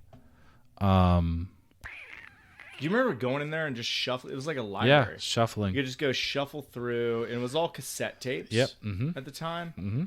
And, I was in there with a little buddy of mine, and like, I was, what I was buying, what I bought, I remember buying. I bought 9 Inch Nails. Yes. And I bought Guar. Wow. At the age of like 10. Nice. And I was listening to that shit. My mom had no idea. And Man. I'm in the back of the car, the minivan, cruising to like soccer tournaments, listening to Guar, 9 Inch Nails, Guns N' Roses, Use Your Illusion 1. Uh-huh. And Metallica's Black Album. Mm-hmm. And that was the anthem of like my, 10, 11, 12-year age. Yeah, I mean, it was, oh my God. Yeah. And then like you would have to rewind it to listen to the song again. I just listened to the whole album over and over and really? over. Yeah. And yeah, my first, let's see. Like for a while, my parents would let me buy would be like, because they would watch what I bought. And they would like approve or disapprove. Yeah. It was mostly like Beach Boys and shit like that. But then I remember when I got Beastie Boys License to Ill. I bought that CD. And I that was I remember like I got a CD boombox for my birthday, which was a big deal back then because then you could finally play your CDs. Yep. And I got the Beastie Boys. I remember getting a boombox. I was like, and I had Blues Traveler. Those were the first 2 CDs that I owned. So that was a weird spectrum. They were letting you do that. Yeah. Weird Well, they didn't list like I would play the Beastie Boys on with my headphones on and I was exposed to them on a church retreat to Columbia, South Carolina. This one like youth worker, I had to sit in a car with him, and he played Beastie Boys, and I was like, "Oh my God, this is amazing!" That's good stuff, man. Yeah, I remember being in the back of my bus kindergarten at Cape Henry, and all the kids in the bus were sitting there going, "You gotta fight." Yep. For your right. And I'm sitting here, 5 years old, thinking that was the coolest shit. Well, that wasn't even the first Beastie Boys song I ever heard. No, this was like 1988, 89. The first Beastie Boys song I heard was Paul Revere. Wow. I didn't hear Fight for Your Right until like a while back or a while after. Yeah. I mean, Beastie Boys is also, they're like my top 5. See, that's funny you put them, they're such a, Beastie Boys, you can't compartmentalize the Beastie Boys. No, I mean, they were so ahead of their time coming out of New York in that scene, and they were a fucking metal group or they were a punk rock band, and then they did this joke rap album, and then they went joke rap, and all of a sudden they friggin' took off. And then they became the Beastie Boys, and they were which always nobody's ever been the Beastie Boys since. And they were 100% themselves, no doubt, legitimate, and that's why those guys should be in the Rock and Roll Hall of Fame. I think they are. Are they not? They are in the Hall of Fame. They should be. They are. Those guys were like they were the crossover genre that sort of brought that punk, that hip hop thing. Yeah. You want to hear one of the biggest disappointments of my life? Beastie Boys went on tour with Rage Against the Machine in the early 2000s. And I had tickets to it, and Mike D broke his foot. Oof. And they had to cancel the tour. You missed him. I missed him. I've never seen Rage. I've always wanted to see Rage. Rage is another band that I wouldn't say is underrated, but it was one of those bands that sort of embraced that transition from like late 90s or 90s over to 2000. Like they were inspirations. Yeah, and they've always been so political. That's part of their problem. I've really enjoyed, even to the point where they were just inducted in the Rock and Roll Hall of Fame this year, and they didn't even perform. Like Tom Morello came and accepted the award, and he spent the whole. Is he not like the backbone of that whole band though? I don't know, man. They're all incredible musicians. I always thought he was the guy that was sort of he was the guitarist, but. Well, he was doing things with the guitar that no one else was doing. Exactly. So, and he was kind of like he was doing what a DJ was doing. And then you had Zach De La Roca just, oh my God, it's just an absolute insane vocalist. Do you talk about? I remember the first time I heard "People of the Sun." I watched that music video. And talk about, I was just like, what the fuck is this? I don't care. I'm angry. I remember there were so many white suburban kids that were mad about stuff that they had no idea. You want to hear a just story? Because Rage Against the Machine said. I'm driving around with my buddy whose parents were politicians in the early 90s. We're like, probably 10, 11, 12 years old. Driving around this car, and my buddy's playing Rage. and we're sitting in the car, and his mom's driving, and the Bullet in Your Head comes on, and we're screaming, "A bullet in your head! Yeah, a bullet in your head!" And his mom is just beside herself, like. And he's the guy that also got me into Nirvana, and which we haven't even touched on, and fucking that whole area, that was like the purest to me. It was Nirvana, Pearl Jam, that like sort of set the stage for what I started to really appreciate music, because I came hair band before that as a young man, listening to like Guns N' Roses, Metallica's different, but these hair bands, and then all of a sudden you get something like that. Well, I was going to talk about this because Nirvana and Pearl Jam were bands that I liked more as I got older. Likewise. I think that, everybody liked Nirvana. Nirvana was the soundtrack of my early years. Like, you liked them, but I didn't really listen to them like most people did. I mean, I remember when I was sitting at another time that I remember exactly where I was when I heard that song. I mean, you hear "Smells Like Teen Spirit," and it comes on, and you've never heard anything like that before. No. And you just lose yourself in that song. But I kind of got into other stuff. And then kind of left, but then I came back to Nirvana as I got older. I still listen to Nirvana. Their Unplugged album, to me, is one of the best albums ever made. I remember listening to the live. I saw it live on MTV at my buddy's house down off Great Neck Road back, I would have been like 10, 11, 12 years old. Watched that live on MTV in his parents' bedroom. I remember it very, very vividly. Yeah. And that, it just sort of set this whole stage for... I can't explain what it was, but it touched me in a way where I was just... And I remember where I was when I heard Kurt Cobain died. Yep. I was down on Norfolk Avenue. I was in the old Hotline surf shop. And somebody said it over the speaker, like, Kurt Cobain is dead. And I was 12 years old. And I was fucking upset. I was in a band. I was in a band class, and this kid came up, and he played saxophone, but he didn't say anything. And he walks up to the board and takes a marker and puts Kurt Cobain, put whatever he was born to when he died, and then just goes and sits back down. And I was like, whoa. That's heavy. Wow. Yeah. The band teacher didn't do anything about it, which was a good thing. But yeah, that's how you learned that. I mean, think about that era of music. Yeah. There's a good book about him called Heavier Than Heaven. I read that. It's a good book if you're looking for more about him and the band and all that stuff. It was good. I'd love to dive deeper into Nirvana and the Pearl Jam and the early to mid 90 genre coming out of the hair band scene. That to me was the pinnacle of music, at least. Soundgarden. How it affected me. Yeah, Soundgarden. There were another album that I was listening to a lot. But that's not what I'm listening to now. I'm still listening to Nirvana, and I'll still put in, Pearl Jam. I'll still put in some Pearl Jam.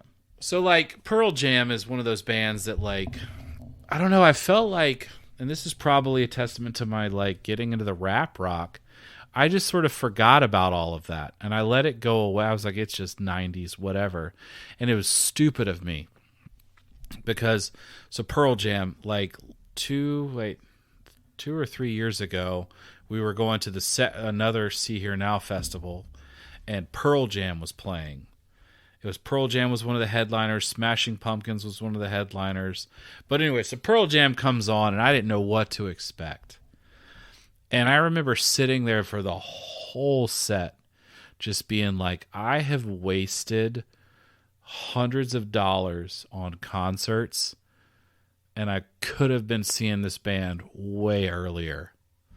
Like, there's an old saying, it's harder to get into than a Pearl Jam concert. Like, honestly, I think that I've never seen them live, but Eddie Vedder is a fucking legend. Those guys, every one of the band, every one of them was ripping it. Well, they play. They're just a special, and let's just call it what it is. I think the '90s era, when you factor in 90 to 99, we're talking about hip hop. We're talking about all the bands that came through. And I want to get down with like what happened in hip hop in that era. 90s hip hop. 90s to me, and maybe we're aging ourselves here, but I would say if you could talk about an era of music when you had the Nirvanas, the Pearl Jams, and all the hip hop that came along with it, like there was not a better time in music ever. Yeah, it's I think every generation says that. You got to put that out there. I would say, yeah, our parents wouldn't agree. And there's a lot of people. There's a lot of people that'll say that the '80s and the '70s and all that stuff. I still appreciate some of that, and we grew up in it. We did. And that's probably why, I would think. It's a beautiful thing. Like, we were hearing these for the first time in the 90s. I mean, we haven't even talked about Green Day. That was one of my other first CDs, but I can't follow them anymore. I just don't. But I think what was so special, I think there's always, whenever music changes a whole, like, industry and, like, country, as like, because you think about, so you have the 80s, you have the hair metal, and everybody was doing that, and it was fine, it's good music, whatever. But then the 90s music comes in, Nirvana, Soundgarden, Pearl Jam, that was the antithesis of that, and it just, it changed everything overnight. But I would say, like, when you look at that era of the 90s, just the 90s in general, and then what happened after that for rap, rock, whatever else, I can't say. Maybe I'm just old, I don't know, but I don't know that there's been anything that's come after 2000 to me that's been that, like, and it has to be. You mean like music wise? You're right. Yeah, so there's a lot of good, I don't know, I'm still trying to keep my finger on the pulse for music nowadays. I mean, you got Turnstile. Have you heard Turnstile? Those guys are rad. There's a lot of music that I don't listen to, but you almost have to, like, tap the kids to. I mean, the kids are listening to whatever's on. And yeah, there's a cool band out of Australia called Parcels. You should look into them. Parcels, they're fun. Do you ever get into, like, the electronica thing? I get into this thing called. You ever heard of synthwave? Yeah. So Rufus del Sol. No. Never heard of them? No, I gotta hear them. Dude, you gotta check these guys. I'll check these guys. I mow my lawn to these guys a lot really? of days. Yeah. Well, I like right to synthwave. Okay. And music like that. It's like it sounds like, it reminds me of when I played, like, video games in the 80s.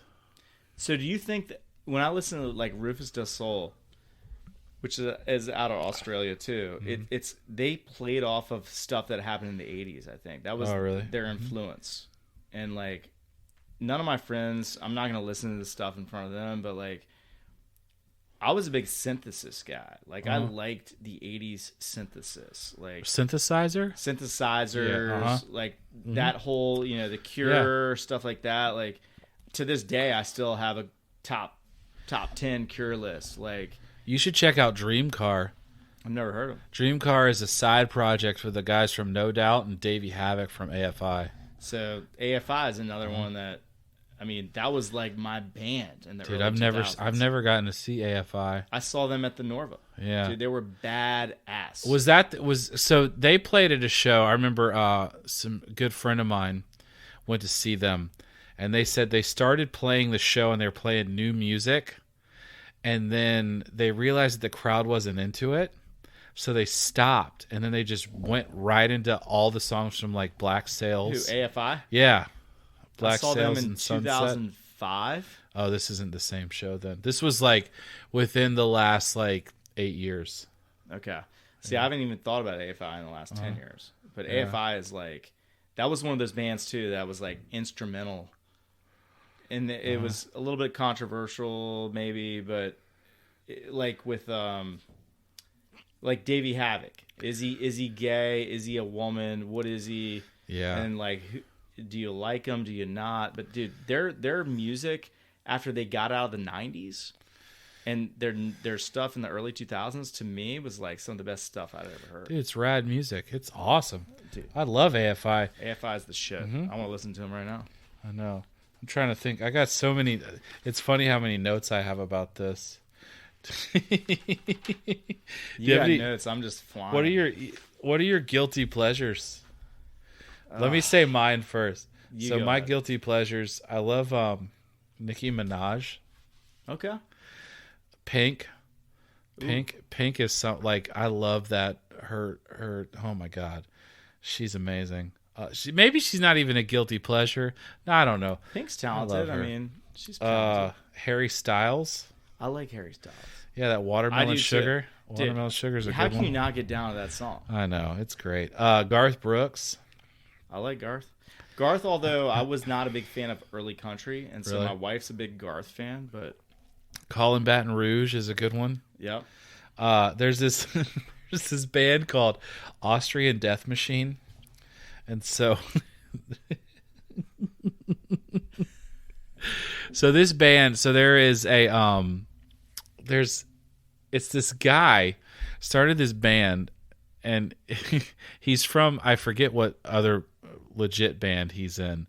So he started this whole band, and it's called Austrian Death Machine because he sings like he's Arnold Schwarzenegger, but all of his songs are like titles from like parts of his movies. Yeah. Like he has a song called like Rubber Baby Buggy Bumpers and that's from Last Action Hero. Or he says Get to the Choppa, because Predator, I think it's Predator, Get to the Choppa. And it's this like really hard, just straight up like metal. And it's just this guy singing like Arnold Schwarzenegger. And it's just all that. All of the songs are from a movie that Arnold has been in. Dude, that's next level shit. Yeah, it is. It's hilarious. Yeah. I've never heard it. And you gotta look up Get to the Choppa, and it's really funny. That's beautiful. And I would say, like, in terms of guilty pleasure, a buddy of mine I'm remiss to call. I want to call him right now down in Florida, because in college he had an Spotify pulls it up right away for me. You got it. So like one of the songs. Let's hold on real quick. So like let's see. I need your clothes, your boots, and your motorcycle. That's one of the songs. That's from Terminator. Let me see. I gotta hear that shit. Oh my god, this one doesn't have Get to the Choppa. Hold on, it's the here we go. Triple Brutal. Dadgummit, I gotta figure this out. He has this. They have 4 albums. So Double Brutal is. Let's see. That's wrong. I'm fucking it up now. Here we go. Get to the Choppa. I'm a cybernetic organism, living tissue over endoskeleton. It's just saying he is. It's just that's the line from Terminator. It's I'm a cyber. Come with me if you want to live. That's the name of a song. Who is your daddy and what does he do? From Kindergarten Cop. Like it's just all like shit like that. This is a band that just does that. He does that. Yeah, he was actually in a Christian metal band. The lead singer of this, I wish I knew like what his band name was, but the guy who was in it, he got in trouble for putting a hit out on his wife. Jeez, wow. Yeah. And then the last guilty pleasure is this band from Germany called Electric Callboys, Call Boys, and it's like techno meets heavy metal, and they do this cover of Every Time We Touch. every time we touch, I get the feeling. It's like a 90s like dance song, but it's fucking hilarious. Like if I'm in the gym, I'm probably listening to Electric Cowboys, and it's just. I need to hear some of that. We put that on the mix. Yeah, we'll put it on the mix. Put it on the mix. We used to have in college. It was called the Coming Out of the Closet mix. Coming out the closet. Coming out of the closet mix, and it was my buddy, and the house would go insane. House party at James Madison. And it was I'm trying to think who was on it. It was I'm Blue. Yep, that's good. Which was just at that point in time was banging, which has now been remixed. There's nothing sacred in this world. But there was this other band. Yeah, it's blowing my mind. I'm about to call this guy randomly and say, "What is the band that you and I agreed was a guilty pleasure back in the early 2000s?" But it was I'll remember it eventually. But I'm just thinking about, you said CD mixes. I mean, that's something. We do playlists now, but like a CD mix was a wild thing back then. Well, you know what was the coolest thing back in college? You could burn a CD, and you could do Power Hour. So you could burn it so every minute the song changed. Yeah. I don't know if you. I never got into the Power. I did a Power Hour in my 30s. We were doing Power Hour, early 20s. Every minute it changed, and you'd go you'd be hammer time, I did it because I was like, there's no way I'm gonna get drunk off just doing a shot of beer a minute, and then one beer. Well, it's 1 hour is 7 beers. Is how we determined it shook out, and that's a lot to be drinking in an hour, no doubt. Yeah. It was the dude that died, Chester. Linkin Park? Linkin Park was my guilty pleasure. Oh, yeah. I've seen them twice. Twice. I've seen them live twice. Yeah. I still to this day like that band. Yeah. They're fine. I mean, they put out, that was my guilty pleasure back in the day. You're one step closer to the edge, and then you're going to break. Dude. They put out some shit, and I was like, I like this, but I can't admit it. I got to see them at a festival right before... it was right before they just blew the fuck up. It was called Big Day Out in Atlanta. It was this 99X's Big Day Out, and it was such a fun. I saw Linkin Park played, Deftones and Incubus played, Green Day, Everclear, all these random ass bands, and it was fun. Dude, I bet, man. I mean, Linkin Park. Again, it was a guilty pleasure, but it was that genre that I wasn't really trying to embrace publicly, at least. But I know. I mean, it's like that with even Dave Matthews Band. Yeah, I was afraid to like Dave until after the fact, because it was a weird. There was a disconnect back in the day between friend groups. You know what was? I don't know if you did this. But whenever I wanted to find new music, I think it's a lot easier to find music now, because you just go on Spotify or Pandora, and they'll have like Spotify is awesome when they do you'll pick a band like Bad Religion, and you'll say Bad Religion Radio, and it's all these bands that are in that genre. Yep. But I remember if I wanted to find bands, I would go to a bookstore and get Alternative Press. Did you ever read that magazine? No. It was you were ahead of your time. It was a punk rock magazine.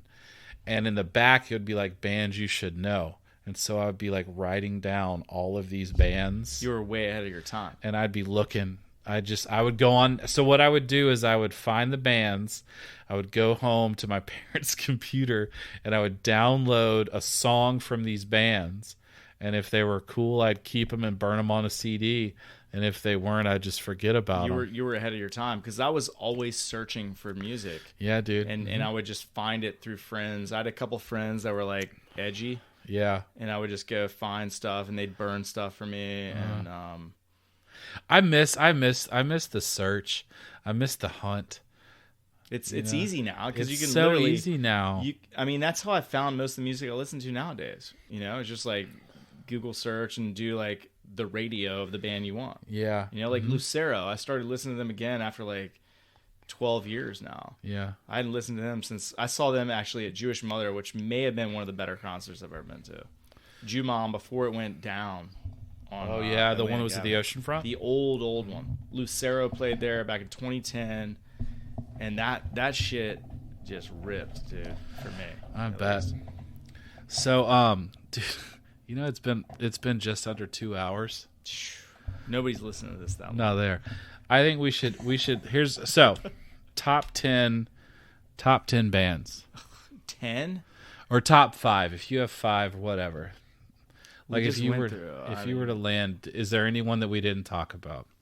There's probably none that we didn't talk about, man. I would say that again, like if I were to say what music am I going to ask my sons to listen to and enjoy? Yeah. It's probably going to be Social Distortion, Bad Religion, some of that old like core early 80s punk. Really? That came up. Mm-hmm. And then I would say like your hip hop, like your Outcasts, your Dre. I love LA 90s rap, and more so probably than New York 90s rap, like Biggie and the crew. Oh, see, I like Tribe Called Quest. Dude, Tribe, I was going to say, Tribe's one of my favorites. What about Farside? Do you ever like Farside? Yeah. Another good one. Diggable Planets. Diggable Planets. Diggable Planets. I got a good story about them. Not that I saw them, but I just think it's more compartmentalized in that 90s era probably. Yeah. And then Hot Water, obviously, is like one of my faves that I will always gravitate towards. And now...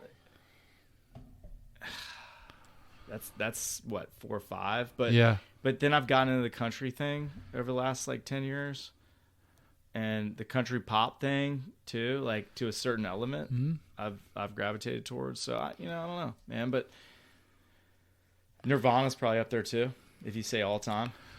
Yeah, I have my tops, but I've definitely changed. My top, I got Dave Matthews Band, Incubus, Metallica. They're a band that I've never seen live that wish I could. Flogging Molly, I got that. Really? Oh yeah, I love that. I love that Irish music. I mean, a lot of it's an easy genre of music to make fun of, like because every year in March it's all over the place. But everywhere. But yeah, like Flogging Molly, Dropkick Murphys, that kind of stuff. Beastie Boys, Sublime. Frank Turner's another artist who he kind of is like my Dylan. Like with what he sings about and how he sings. We didn't talk about this, but the Avett Brothers. Avett Brothers. I've seen them a couple. I've seen them a couple times. Outkast, Nirvana. I put honorable mentions. Gaslight Anthem. Fair. That's how my wife and I connected when I first met her. So tell me, let's just talk about the music that makes you think about your wife. Oh, like, Gaslight Anthem. Gaslight.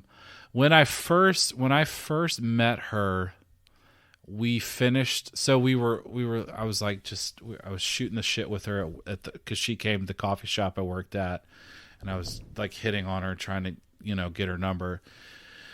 And I mentioned Gaslight Anthem. She's like, "Oh, I love Gaslight Anthem." She was like, "They sound like Bruce Springsteen." And then we both said, "If he was in a punk band," and we're like, "What the fuck? We should get married and have a baby." Yeah, I know exactly. And so, because that's how I was like, if Bruce Springsteen was punk rock, he would. That's a Gaslight Anthem.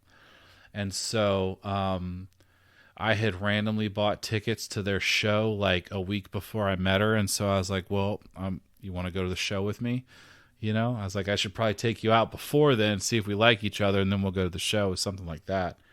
But yeah, it was a Gaslight Anthem. I walked out to my wedding to a Gaslight Anthem song, Miles Davis and the Cool. It's a beautiful thing. Yeah, that's. But for her, like she likes metal bluegrass, and I think. I do. We didn't talk much about bluegrass, but that's a genre of music that I love. And that's I've loved more as I've gotten older. Yes, it's something you kind of grow into. Yeah, but it's also there's so much sort of spillover from what we're talking about genre wise to that. I mean, I've listened to some bluegrass. It sounds like it's punk rock, and then some that you get real like Appalachian, but yeah, that kind of, and stoner metal makes me think of my wife. I mean, that's her, her thing. That's a good thing, because my wife and I, we have sort of this. She's never been into punk. She's never known punk. Like her brother does. I relate to him with that, but she's been a country girl.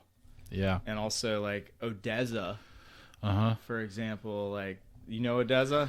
I've heard of it. I mean, I listened to it because of the playlist. I mean, I call it sexy music. So, like, when I met her, we're in a club, and this music just makes you want to frickin' do all the bad things to your girl. Like, it came on. I was like, I never heard this shit. She made me an album of, like, ODESZA-like music. Yeah. And I was like, damn, I thought you were a country girl, but you're a freaking clubby girl, too. So, like, that clubby type of... stuff too, so that's been special, I guess you would say, to me in the last 10 years or so. But there's so much good music out there, man. I think you just have to your roots, and I think to corner yourself into specifics, you're doing yourself a disservice. There's too much good stuff out there to limit yourself. I mean, that's what my dad taught me. He exposed me to so much good stuff, and I think that's kind of the reason why I've branched out as much as I have. Yeah, man, there's a lot of good stuff out there. What was your dad's number one band that you listened to? I don't want to. Peter, Paul, and Mary. Well, I mean, he's a product of his time. He loved, but my dad was also that in like Broadway. I was the only middle school kid who like watched The Sound of Music and My Fair Lady and all that stuff. But I think that's what got me to like be able to like spread out as much, because you can understand the musicality of things. I asked that question because I listen to the song Bruce Hornsby's Mandolin Rain comes on every now and again, and that's what I remember driving around with my dad, man. Yeah, my dad also got really into bluegrass as he got older, and I think that's one of the reasons why I like bluegrass as well. I mean, my dad loved this band called Ricky Skaggs and Kentucky Thunder. Yeah, heard of them. Oh my God, it's real like Appalachian like stuff, but he would just lose his mind listening to that stuff. So, I think that, I know we're wrapping it up, but like your dad, us as dads, you having the podcast as the dad podcast, you can I wouldn't say shape, but like the stuff that you're listening to with your kids, like they're gonna remember that, Yeah, so, it's fun to think about that. I mean, music to me is an outlet. I mean, that's something. I think that's why I'm doing it in the space of this podcast, because it's an outlet for all sorts of things for me. It's a way that I find balance. It's a way that I kind of de-stress. It's a way that I like can I don't know, heal things. I agree. I mean, music is you and I have found an even middle ground with music, and just talking about all the stuff that I feel like everybody else around us out there that we run into, friends and family and everything, has this music acumen that they know all these bands we're talking about, and maybe that's not true. I don't know. I've never had the conversation that we're having, but I don't know. Yeah, I don't think it's I don't know many people that listen to as much as I do, or know it as much as I do. I mean, I've got an encyclopedia in my brain. I see you as a music guy. Like when we first met, I was like, this guy knows music, and we started talking about common bands and stuff. And like, I'm glad we got a chance to do the cast tonight. I know. We kind of walked all over, and we didn't cover a lot of stuff, even that I think that you and I have always listened to. But yeah, I think that I don't know. I don't know if many people. I don't know. I guess the reason I love music as much as I do is because I saw my dad loved music, and it's something about when you love something that much, it kind of gives your life. It gives to your life a lot. You know what I mean? And it like can fill it. And I saw that with my dad. And so like I do that with music too. And I do that with other things. And I hope that like my kid will see this, my reaction to my love. He's seen me cry listening to music. And he says, "Daddy, why are you crying?" And I was like, "'Cause it's this song is crazy beautiful." It was probably "Follow You to Virgie" by Tyler Childers. It's a great one. Where he's like having to go home because this lady that was influential in his life dies. You know? Well, I think so. You can be. I'm thinking about like what my father did. He was never a big music guy, but I do remember all the things that we were listening to on the radio at the time, and that as a father, my kids want to hear stuff when I pick them up from school. And so I'll play Social D. Yeah. You know, I'll play a little bit of rap. You know, it's just like getting them exposed to things that music is like, it's the connector, man. Yeah. It drives you back to that point in time, and also with your marriage, your wife, all these things. Like it's a connector, man. And people that don't have that, I don't know. There's some of them out there, but at the end of the day, everybody does, I think. And the fact that we can talk about it and like verse, like I love that. It's something that's so simple. Like it's only like 9 notes. That's it, man. There's not that many chords and notes played in most common songs. It's A, B, C, D, E, F, G. You got G's, yeah. And then you have infinite amount of variations, minors, majors. It's the simplest thing, but it's damn near to pick it up later in life. It's tough. It's it's the simplest thing and the hardest thing to do at the same time. Because you got to have a certain skill of rhythm. Rhythm is what betrays me. I've been in thousands of spiritual experiences listening to music. I think it's worth it, and it's worth a 2-hour-long conversation about music. Hey man, we'll talk more about it later. I know. And also, we didn't even talk about, as we wrap this up, that we're working on a playlist, the music that made us. It's going to be a good one. I'm going to link it into the show notes for this, and if you want to like peek into our brains. I'm gonna start plugging stuff in there. You're gonna be like, "What the fuck is this?" I know it's but kind that's of what like, it's about, man. Yeah, it's a living document. Yeah, share these songs that mean something to you, right? And that inevitably can make an impact on. Maybe it'll mean something to you too out there. No doubt, man. Well, hey, if you've made it this far, thanks for listening. This was fun, man. I had such a blast doing it. Roy, I appreciate it. We've been talking about this for a while. Yeah, we have. Thank you for bringing me in here today. Yeah, man. There's way more we can talk about. Dude, we could have gone for 2 more hours. Maybe we'll have a part 2. We didn't cover any 70s or 60s, but we didn't. All good. Well, appreciate you having me, Roy, though. Yeah, dude, anytime. Thank you guys for listening. All your support. Remember, I'm just a channel. I'm not the source. Take it easy.